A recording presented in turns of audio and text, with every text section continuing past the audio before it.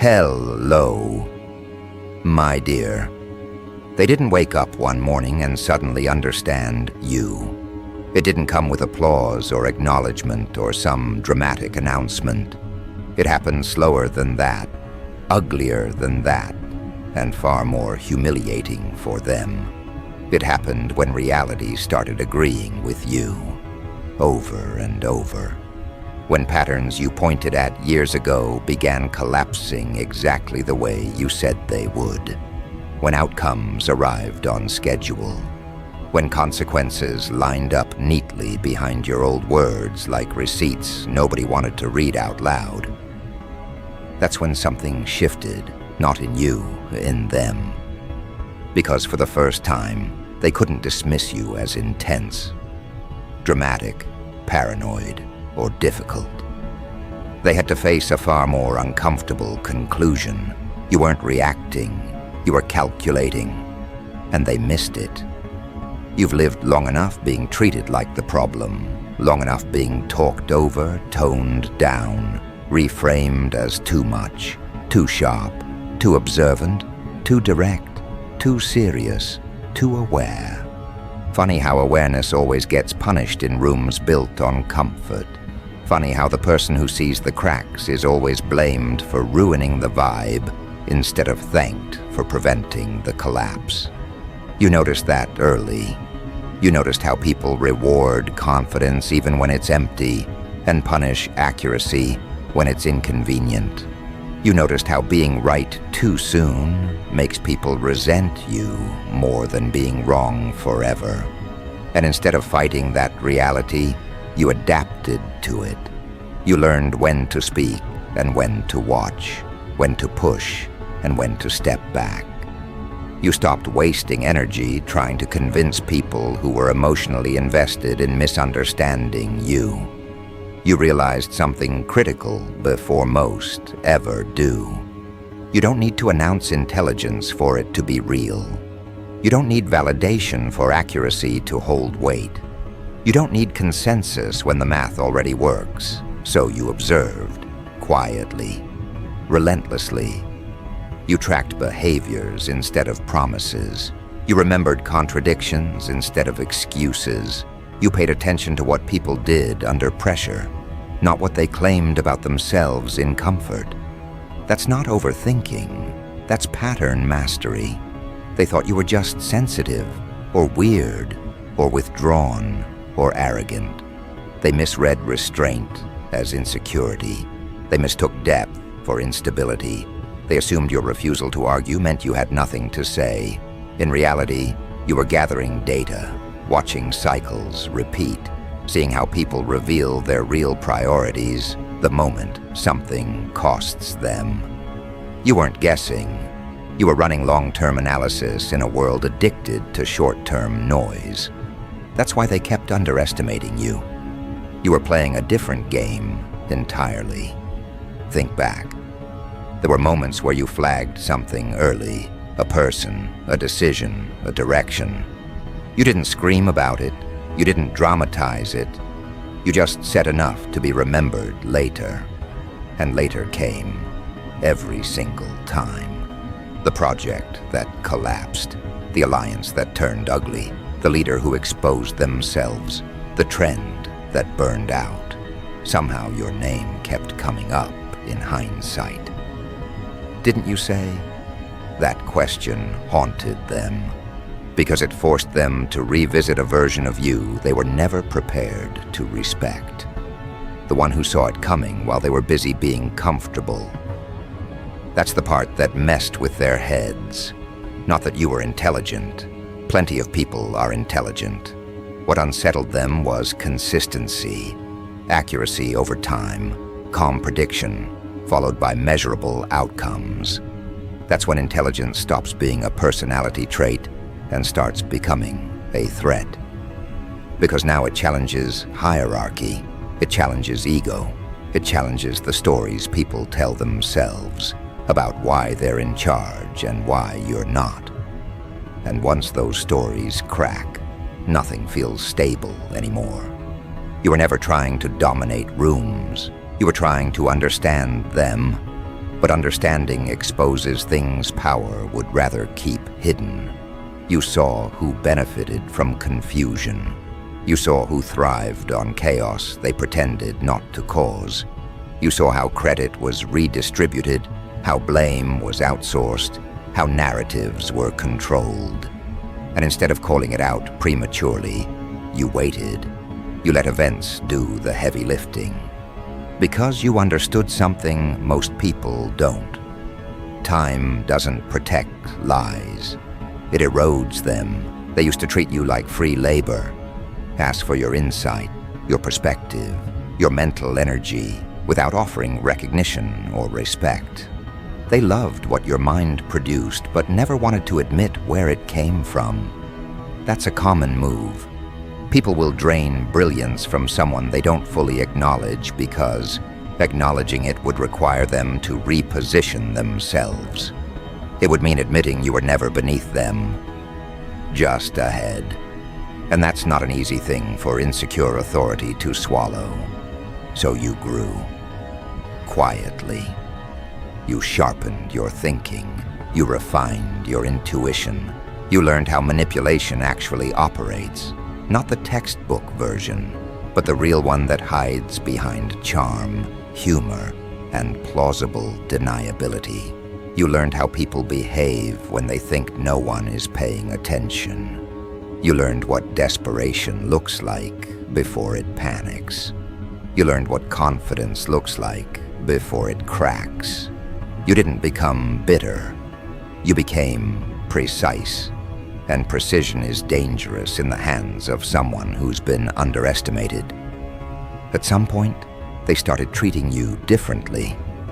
Subtly at first. A pause before interrupting you, a change in tone, a second look when you spoke. They didn't announce it. They didn't apologize. That would require humility. But something shifted. They started measuring their words around you, watching your reactions, replaying old conversations in their head, wondering how much else you saw that you never mentioned. That's the moment they realized the truth they'd been avoiding. You weren't lucky. You weren't guessing. You weren't exaggerating. You were operating on a level they never bothered to learn. And here's where it gets uncomfortable for them. Because once they accept that, they have to confront everything that followed. Every time they dismissed you, every time they took credit, every time they labeled you difficult, instead of admitting they were outmatched. That realization doesn't come with peace. It comes with internal collapse. Because if you were right, then they were wrong. And not just wrong about you, wrong about themselves. You felt that shift before they did. You felt it in the way rooms responded to you, in the way conversations changed direction when you entered, in the way people started seeking your input on bigger decisions instead of surface-level nonsense. They began testing you, watching how you spoke, mimicking your language, borrowing your frameworks, hoping proximity would give them access to whatever it is you have. Some did it out of respect, others out of fear. You noticed the difference immediately, and something else happened inside you around that time. You stopped craving recognition, not because you gave up, but because you outgrew the need. You realized that validation from people who misread you for years doesn't actually add value. It just confirms what you already knew. You weren't wrong. You were never broken. You were simply operating at a resolution they couldn't process yet. That realization brings a different kind of confidence. Not loud, not performative, grounded, controlled, unshakable. You started setting boundaries without explanation, choosing access instead of availability, deciding who gets the raw version of your thoughts and who only sees the finished results. You stopped offering early-stage ideas to people who only know how to steal or sabotage. You stopped softening your intelligence to make insecure people feel safe. That wasn't growth. That was self-betrayal. And you're done with that phase. This is where people misunderstand you now. They think you changed. They think success hardened you. They think distance made you cold. The truth is simpler. You stopped overextending into environments that couldn't handle you. You stopped shrinking to preserve other people's comfort. You didn't become ruthless. You became aligned. There's a difference. Alignment doesn't ask permission. It doesn't explain itself. It just moves forward. You see more now than you ever did, not just in situations, but in people. You can tell who respects you and who just wants to study you, who supports you and who wants access, who listens and who waits for their turn to use what you say. That discernment didn't come from theory. It came from experience, from watching the same behaviors repeat in different faces, from recognizing that patterns don't lie even when people do. And despite everything, you didn't lose your edge to bitterness. That's the part that really separates you. You still care. You still think deeply. You still want things to work.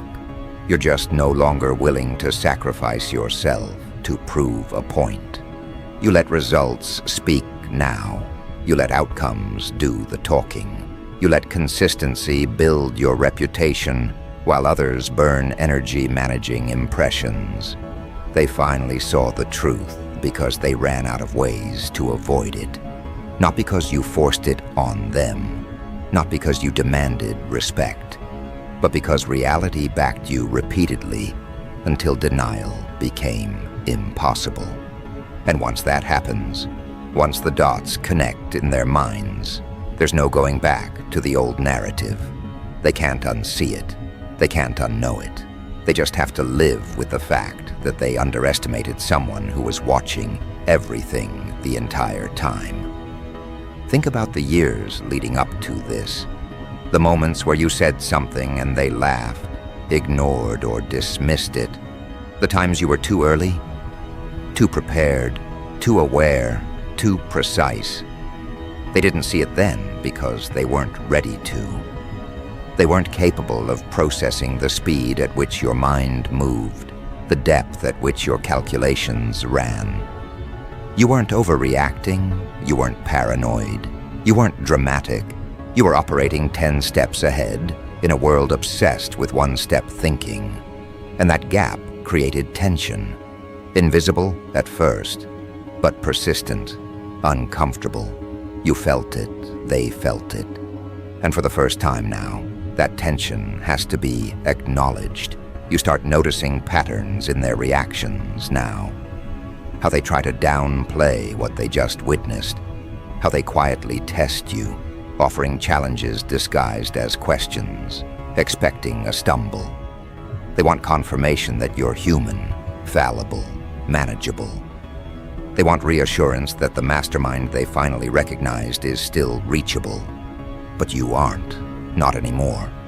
They underestimated you for decades, and now, even when they see it, they're too late to intervene, too late to reshape the narrative. The truth is already written, and it moves through them whether they like it or not. You can watch them mentally replay past interactions, reconstructing the moments they dismissed you. The casual jokes, the interruptions, the critiques, the labels they attached to you. They're realizing that everything they used against you was proof, not limitation. That every time they called you dramatic, intense, overthinking, or obsessive, they were just recording evidence of foresight they couldn't handle. That every "you're too much" wasn't an insult.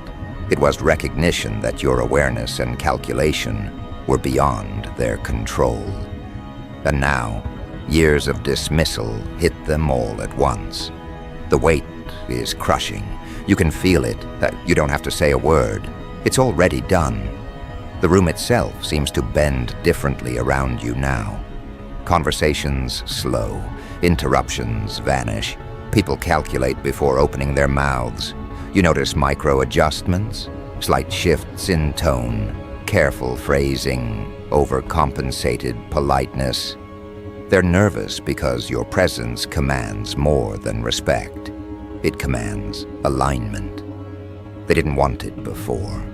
They can't ignore it now. That realization is quiet, subtle, internal, but undeniable. They're forced to measure themselves against you in ways they never anticipated, and some will never recover from that. You've seen it before in glimpses, that pause when someone realizes they've been wronged, that hesitation when a miscalculation becomes apparent, the flicker of panic behind eyes that thought they were always ahead. Except now it's multiplied across multiple people, environments, and years of accumulated evidence. You're not just right, you're consistent, you're precise, you're inevitable, and the cumulative effect is instantaneous shutdown. People don't argue, they don't interrupt, they don't debate, they just stop. They wait, they replay, they internalize, and that's when the power truly lands. They start mirroring, quietly, without announcing it, a phrase, a tactic, a perspective. You see it immediately, not because you're paranoid, but because you notice patterns in people the way others notice wallpaper. They mimic because instinct tells them proximity to your thinking might protect them, might compensate, might reverse the humiliation of being late to recognition. They don't want to admit it. They can't. But you see it anyway. And the choice is yours. You decide if you let them follow, shadow, or stay distant. You control access because access itself is a weapon, and your energy is finite. You notice who's genuine and who is pretending. You notice the difference between admiration and desperation, between respect and fear, between alignment and survival instinct. That distinction is automatic now. You don't second guess, you don't argue, you watch, you catalog, you respond when it's necessary, you withhold when it isn't, and that selective engagement makes your influence exponential. Every interaction carries weight because you've mastered anticipation. Every response you give recalibrates perception. Every pause is strategic. Every word is measured, and even silence becomes active leverage. It's almost amusing how they misread these moments. They expect anxiety, insecurity, or overcompensation. They expect drama. What they encounter is clarity, precision, detachment. A mind that moves through interactions like a predator moves through shadows, observing, calculating, absorbing, but never panicking. And it terrifies them because, instinctively, they recognize their mistakes and their inability to fix them. They were late to recognition, late to adaptation, late to comprehension. They're outmatched, and it's obvious. You realize you've weaponized observation without lifting a finger. You've converted dismissal, doubt, and disrespect into insight, foresight, and leverage. Every slight, every misjudgment, every failed attempt to sideline you has compounded into something unstoppable. And now the outcomes speak louder than any argument ever could.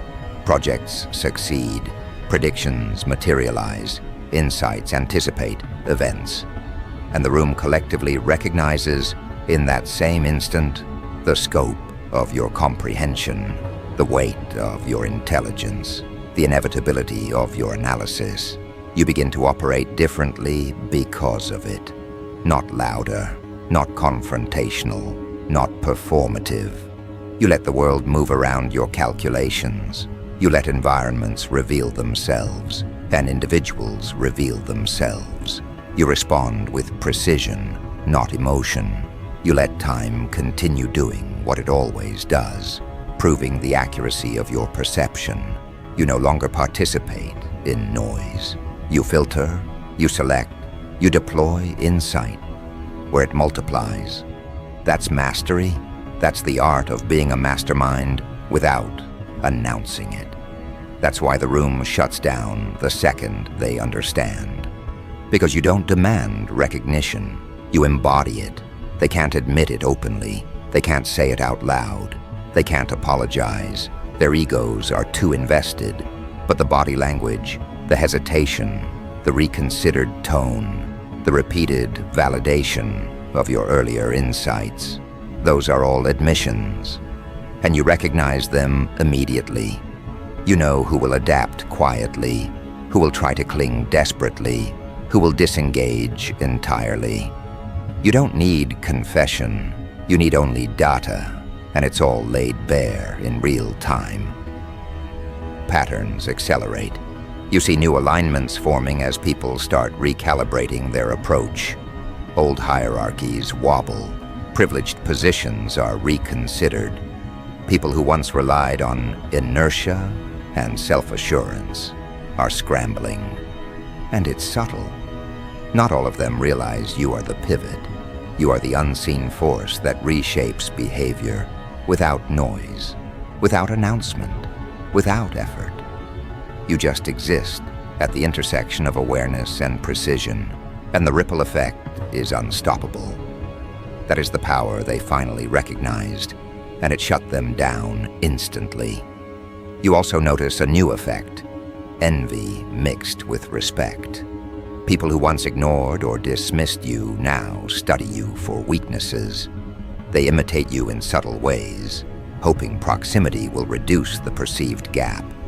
Some succeed, some fail. Some are forever frozen in analysis paralysis. You see it all, catalog it all, and adjust access accordingly. Your mind is no longer just predictive, it is selective. You decide who gets the unfiltered version, who sees early-stage ideas, who only interacts with finished products. You've learned that dissemination is as much a tool as insight itself. And still, this is only the beginning. Recognition of your mastery shifts dynamics, yes, but it also elevates expectation. Now that they've finally understood the scale of your awareness, they expect more, even if they cannot articulate it. You don't scramble to meet their expectations. You set the pace. You control tempo. You choose engagement. You remain the observer and the executor simultaneously. That duality is what makes you untouchable. That's what they finally noticed. That's why their jaws went quiet the moment the truth landed. You can hear it in their internal dialogue, even if they don't speak it. We underestimated them. We didn't understand. We should have listened. We should have paid attention. We missed everything. It echoes subtly in their actions. It guides their recalibration. It warns them to tread carefully. And while they process that internally, you continue your trajectory unaffected. You're aware of every misstep they take as they adapt. You're aware of every alignment attempt, every quiet mimicry, every calculated flattery. And you use that awareness strategically, always. They can no longer bluff, gaslight, or manipulate you without consequence. You've documented, predicted, and anticipated the majority of tactics before they're deployed. And because of that, every move you make carries amplified significance. They cannot intervene without exposure. They cannot challenge without self-revealing. And they know it. That knowledge generates the quiet that fills the room the second they understand. That is power weaponized through perception. You start to recognize something else, patterns within their patterns. Not just behavior, but reaction to your dominance, your foresight, your timing. You anticipate the anticipation. You predict attempts at recalibration before they surface. You calculate response rates and adjust influence accordingly. People begin to mirror or shadow. Yes, but often too late or imperfectly. Your mastery exists on a higher plane than imitation can ever reach. They realize this only after multiple failed attempts. And failure is visible, it's recorded, it's cataloged, and you are always a step ahead. And so the room shuts down. Not because of force, not because of loud demonstration, not because of manipulation, but because recognition of competence, when it's undeniable, doesn't argue. It doesn't react. It consumes. It rewrites the mental landscape for anyone aware enough to perceive it. And that's exactly what happened. They finally saw the truth, and they couldn't engage with it directly. They couldn't articulate it. They couldn't disrupt it. Their noise vanished. The acknowledgement arrived in silence, hesitation, and subtle recalibration. You were the pivot. They weren't ready, and now they never will be in the same way again. They begin to adjust instinctively. Tiny recalibrations, tighter phrasing, slightly altered tone, a softer